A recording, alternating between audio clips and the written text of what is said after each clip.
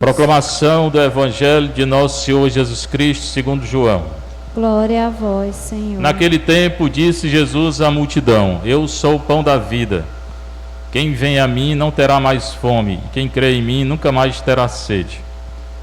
Eu, porém, vos disse que vós me vistes, mas não acreditais. Todos os que o Pai me confia virão a mim, e quando vierem não os afastarei. Pois eu desci do céu não para fazer a minha vontade, mas a vontade daquele que me enviou. E esta é a vontade daquele que me enviou, que eu não perca nenhum daqueles que ele me deu, mas os ressuscite no último dia. Pois essa é a vontade do meu Pai, que toda pessoa que vê o Filho e nele crê tenha a vida eterna, e eu ressuscitarei no último dia. Palavra da salvação. Glória a vós, Senhor. Está um pouquinho, você que está em casa, você que está aqui na nossa paróquia Santa Terezinha, esses 2 dias sem missa, porque teve que dedetizar a igreja. A igreja agora está limpa, mas tem algumas coisas ainda para ser feitas. A porta, fazendo aos poucos, já ajudou muito aí os bancos. O Evangelho de Jesus Cristo segundo João 6, 35, 40, é o discurso do pão da vida. Jesus é o pão da vida, ele nos dá o seu pão, a sua carne, seu sangue, alma e divindade. Hoje tem uma tendência na igreja de alguns negarem a divindade, não é? Negarem que a Eucaristia é carne e sangue de Cristo. Pois não negue não, porque é. O Evangelho de João, capítulo 6, todinho para dizer que é a carne dele, o sangue dele, o corpo dele, e tem que mastigar. O João fala em mastigar. Mateus, Marcos e Lucas falam em comer o pão. João fala em mastigar, o verbo grego é diferente, mas é mais forte ainda. João 6, 35 a 40. João geralmente é assim, Jesus faz um sinal, também tem uma tendência a dizer que os sinais de João é só sinal, não aconteceu não. É só provar que não aconteceu, né? Porque vai ser difícil provar que não aconteceu, né? Então tem um milagre, que ele chama de sinal, e depois tem um discurso. João normalmente é assim, são 7 sinais lá. Naquele tempo, hoje, agora, na hora que anunciada a palavra de Deus acontece, disse Jesus à multidão, ele está falando com a multidão: eu sou o pão da vida. Acabei de dizer, eu sou o pão da vida. Essa frase tem muita coisa. Primeiro, eu sou, está dizendo que ele é Deus. Mesma coisa que Deus disse em Êxodo 3,14, eu sou, disse para Moisés, eu sou. Então, quando ele diz eu sou o pão da vida, o caminho, a verdade, a vida, ele está dizendo, eu sou Deus. Primeira parte é a afirmação de que ele é Deus. Eu sou, e sendo Deus, ele é o pão da vida, não como aquele no deserto, no maná, né? O maná, em que os judeus comeram e morreram. Quem come desse pão não morre. Certamente quem tem fé e quem luta para não pecar, né? Não é só dizer eu comungo e estou no céu. Não. Assim não, você vai para o céu você comungando, confessando, comungando e sendo fiel, né? Quem vem a mim não terá mais fome. Ele tinha multiplicado os pães, e muitos judeus só queriam ir até ele por causa da multiplicação dos pães. Então está dizendo, aquele pão aí que eu dei, aquele pão desaparece. O pão que eu der não desaparece, né? Nunca mais terá fome, porque vai ressuscitar quem for fiel. Não é só dizer eu creio, não, tem que viver até o fim, senão não vai não. E quem crê em mim nunca mais terá sede. Então é o pão, que é a Eucaristia, que a multiplicação é só um sinal, não é? Mas aconteceu, não dá como dizer que não aconteceu não, né? Quem come desse pão, para nós hoje, católicos, se confessando antes, né? Estando em pecado mortal, não terá mais fome, se for fiel até o fim. E quem crê em Jesus nunca mais terá sede, porque vai ressuscitar. Se for fiel até o fim, sempre a fidelidade. Até no Antigo Testamento, os profetas falavam isso. Essa semana, rezando em casa, eu peguei Ezequiel 33, né? Pode ler que chegar em casa, né? Ele colocou o profeta como atalaia. A cidade estava invadida, ia ser invadida. O atalaia é aquele vigia que fica no alto de uma torre para ver quando o inimigo chega. Aí ele avisa a cidade para fechar os portões da cidade para o inimigo não entrar. Esse é o atalaia do Antigo Testamento, é o vigia. Importante. E lá é a questão de vida e morte. Hoje também é, né? Muitas vezes os vigias aí, né? Pois bem, aí Deus disse para Ezequiel, tu és o atalaia de Israel. Se eu te mandar alertar o povo deixar de idolatrar, deixar de pecar, e tu não alertar, o povo vai morrer por causa do pecado. Mas tu morre também. Olha a responsabilidade do atalaia. Mas se eu mandar tu avisar o povo, para o povo se converter, e tu avisares, e o povo não se converter, o povo morre. Mas tu és salvo. Né? Então, tem que dizer a verdade. Né? Ele, no caso ali, o aviso dele é o quê? Se converta, senão a cidade vai ser destruída. E ele disse, a cidade foi destruída. Do jeito que ele disse. Ele salvou a vida dele, que ele disse, e muitos morreram, porque não acreditaram. Então, hoje, a nossa missão é ser atalaia. Ao menos eu, pelas homilias que eu faço, você já deve ter prestado atenção, né? O mundo hoje está muito distante de Deus, muito.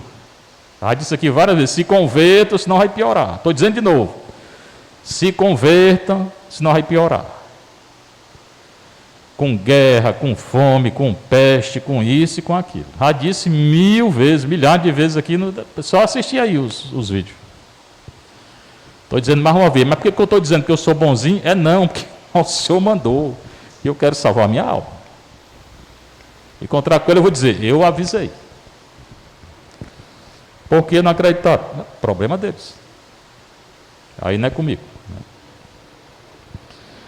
Eu, porém, vos disse, Ezequiel 33, pode ler. Depois, em 34, ele fala dos pastores, falsos pastores e bons pastores. Que Jesus fala também, em João 10. O bom pastor e o mau pastor. Né? O bom pastor que dá a vida pelas ovelhas, o mau pastor que não está nem aí. O lobo se aproxima, ela corre. Ele corre. Nossa vocação é ser bom pastor e atalaia, hoje principalmente. Eu, porém, vos disse que vós me vistes, mas não acreditais. Jesus, ele fala a verdade. Ele está dizendo para os judeus, vocês estão me vendo e não acreditam em mim. E eu digo a mesma coisa. Tem muita gente aqui que me escuta e não acredita. E dentro da igreja. Por mim, eu estou fazendo a minha missão. Eu estou tranquilo. Eu estou fazendo a minha missão. Eles também viram Jesus, né? E viram e não acreditavam. Aí cada um responde por si. Todos os que o Pai me confia virão a mim. O evangelho é muito rico, esse evangelho. Cada frase aqui tem um significado. Só vem a Jesus quem o Pai confiar. Ou seja, o vir a Jesus é um dom de Deus. Pessoa que procura a igreja já é um dom de Deus. Ela está correspondendo ao dom de Deus, que já foi chamado, já é um chamado. Eu que o diga, né? 40 anos atrás. Foi um dom, é um dom. O fato de vir até Deus é um dom. E se eu for até Deus, se eu venho até Deus, é para buscar a Deus, não é outra coisa não. O problema é que muitas vezes vem para a igreja, mas não busca Deus. Né? Busca poder, prazer, sei lá, poder, autoridade. Não é, a igreja não é para isso. A igreja é para fazer a vontade do Pai, acabou. E isso a recompensa é do Pai. Eu não tenho que dar recompensa para ninguém, não. A recompensa que dá é Deus. Eu não vou dar recompensa para ninguém. Eu quero receber a recompensa dele. Né? Todos os que o Pai me confia, então, virão a mim. O vir a Jesus já foi confiado pelo Pai. E quando vierem, não os afastarei. E se o Pai manda, Jesus aceita. Ele pode até não gostar, mas ele aceita. Duvido muito que ele gostava de Judas. Eu duvido. Mas deu a vida por Judas. A missão da gente não é gostar de ninguém, não. É dar a vida. Né? E quando vierem, não os afastarei. Pois eu desci do céu, não para fazer a minha vontade. Pronto, mais uma coisa muito importante. Ninguém está aqui para fazer a vontade da gente, não. É a vontade do Pai. Quem casa faz a vontade do Pai. Quem casou, a vida, o homem, a vida não é mais dele, não. É da mulher e dos filhos. A mulher, não é a vida, não é mais dela, não. É do marido e dos filhos. Os filhos, a vida deles são os pais. E é essa o padre e a comunidade. Acabou. A vida cristã é assim. É porque casou, pronto, casou, a sua vida não é mais sua. É a sua mulher e seus filhos. Acabou. Não tem mais bebida, não tem mais nada. Pode esquecer. Pode mais sair, a fim de sair com meus amigos. Que... Não, senhor, você vai combinar com sua mulher, seus filhos. Faz mal o que quer, não. Nem quando era solteiro devia fazer, porque ninguém pode estar pecando. Né? Embora sair não é pecado. Pecado é o que vai fazer com a saída, né? Eu desci do céu não para fazer a minha vontade, mas a vontade daquele que me enviou. A nossa vocação é fazer a vontade do Pai. Todo mundo é casado, solteiro, padre, religioso, seja quem for. A vocação é fazer a vontade do Pai. Se não fizer, meu filho, você e Deus. Vai dizer para ele. E esta é a vontade daquele que me enviou, que eu não perca nenhum daqueles que ele me deu, mas o ressuscite no último dia. Jesus não quer que ninguém se perca, mas alguns vão se perder. Por quê? Não aceitaram a salvação, não aceitaram o perdão, não pediram perdão. A salvação é para todos? É. Todos vão se salvar? Não. Pode ser o pior pecador. Hoje eu estava escrevendo umas coisas, aí eu vi, vendo um pouco a história da igreja, quantos santos eram grandes pecadores, né? Muitos santos. Mas se converteram. Aquela mulher de João 7, 53 a 8, 11, a mulher foi pega em adultério, né? E depois a vergonha, porque todos pegaram ela, né? Levaram para ser condenada, e Jesus não condenou, não. Mas ele disse, não peque mais não. Ele não disse, você está salvo, pode fazer o que você quer, não. É bom ler o evangelho até o fim. Ele perdoou e disse, não peques mais. Por quê? Porque o próximo pode levar ela para o inferno, o próximo pecado. É. Então, a salvação é para todos, mas nem todos vão salvar. Pois essa é a vontade do meu Pai. Continua, qual é a vontade do Pai? Primeiro, que Jesus faça a vontade dele, Pai. Né? Depois, que toda pessoa que vê o Filho e nele crê, tenha a vida eterna, ou seja, ressurreição. A vontade do Pai é a ressurreição, que ele disse no versículo anterior.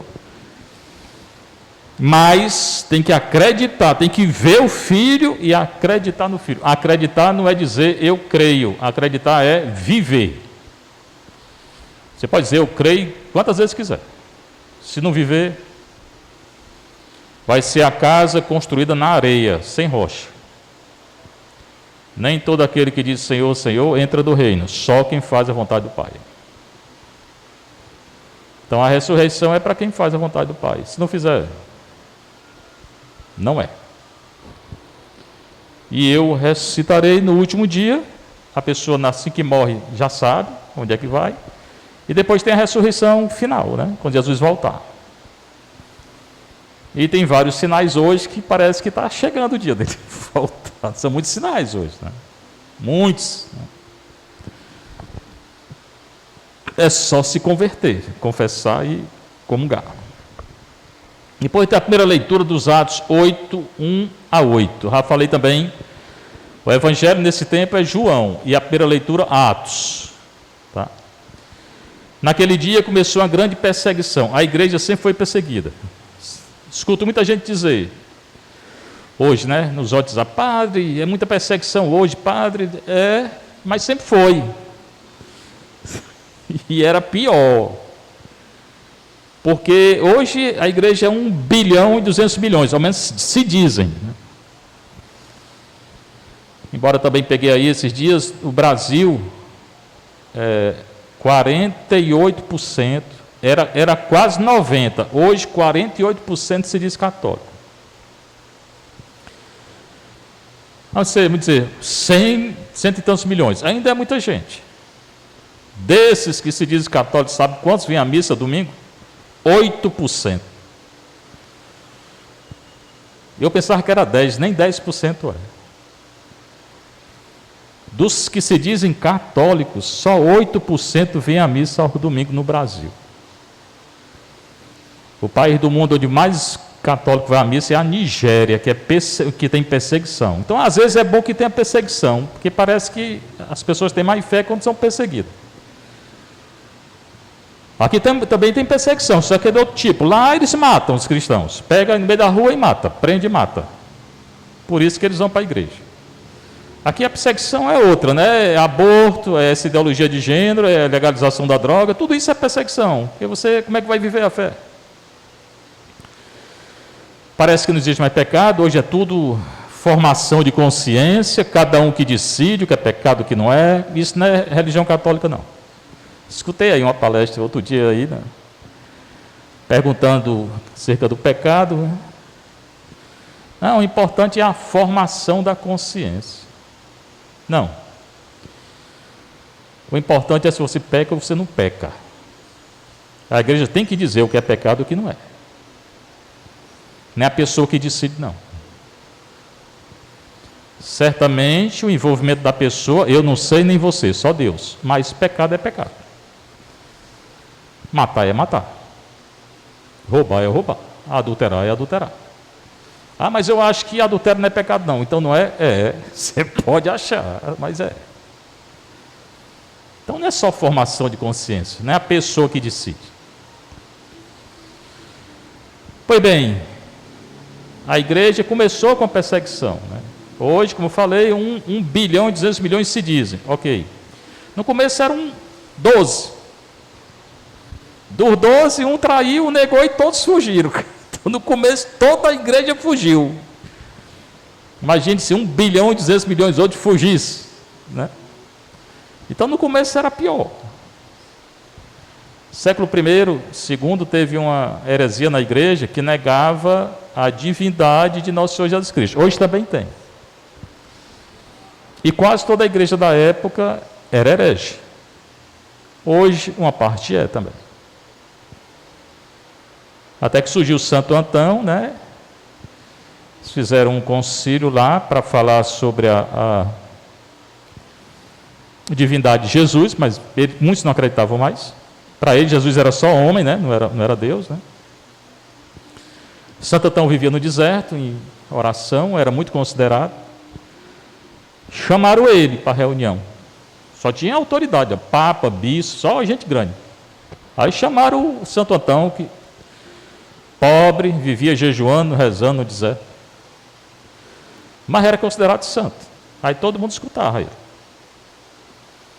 Quando ele chegou ali, viu aquela roma de cardeal e de autoridade, subiu lá no local onde ele estava e disse: ele não era teólogo não tinha estudado não. Ali só tinha gente que tinha estudo. A divindade de Nosso Senhor eu vi. Só disse isso. Os santos são meio doidos, né?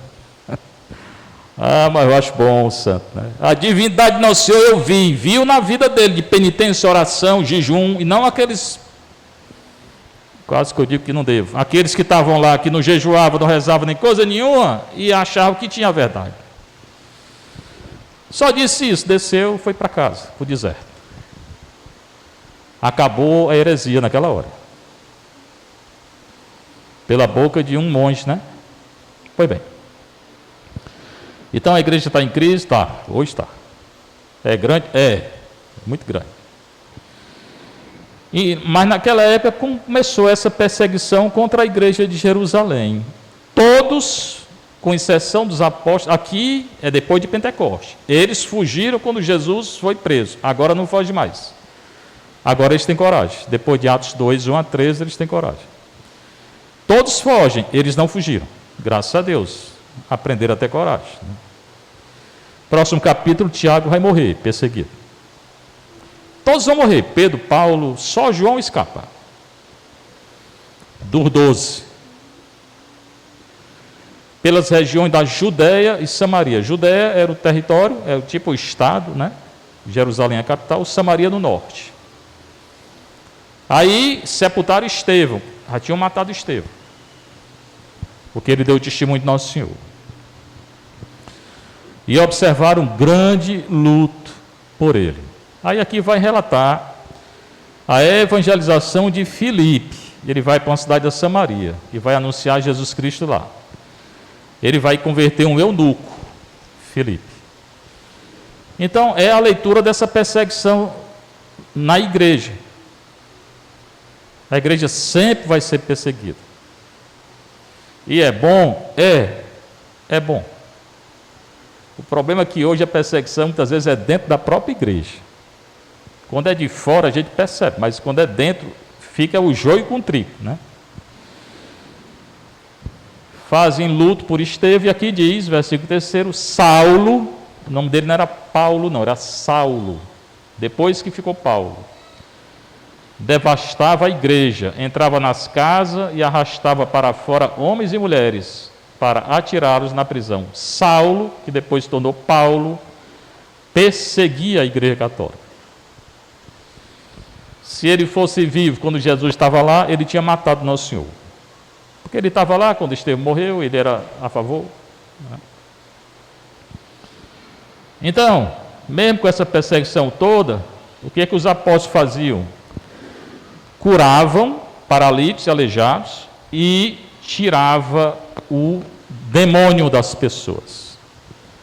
Eram os dois grandes sinais que eles faziam na igreja durante essa perseguição: cura e exorcismo. Hoje em dia também tem, tanto cura como exorcismo. Embora muitos não acreditam mais não, dentro da igreja, no exorcismo. Mas tanto faz, homem, acreditar ou não acreditar, não deixa de existir não. Quem não acredita é que fica fora. Para mim tanto faz, quem acredita, quem não acredita. Satanás existe do mesmo jeito.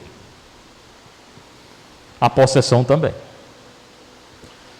Saiu aí um filme sobre possessão. Algumas pessoas já assistiram, já perguntaram se eu tinha visto.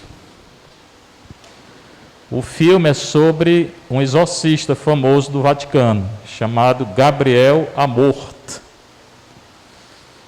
Aí uma das pessoas me ligou: padre, você viu aquele filme? É sobre um exorcista famoso, Gabriel Amorth. Vi não. Aí conversei com ele, aí disse: não, mas eu rezei com esse padre. Quando ele estava vivo, eu rezei com ele. Fizemos 3 orações juntos. Esse padre aí do filme mesmo. Me confessava com ele, ele se confessava comigo. Né? Aí a gente conversava. Ele queria muito saber como era no Brasil, o negócio de macumba, espiritismo, né? Eu falava para ele.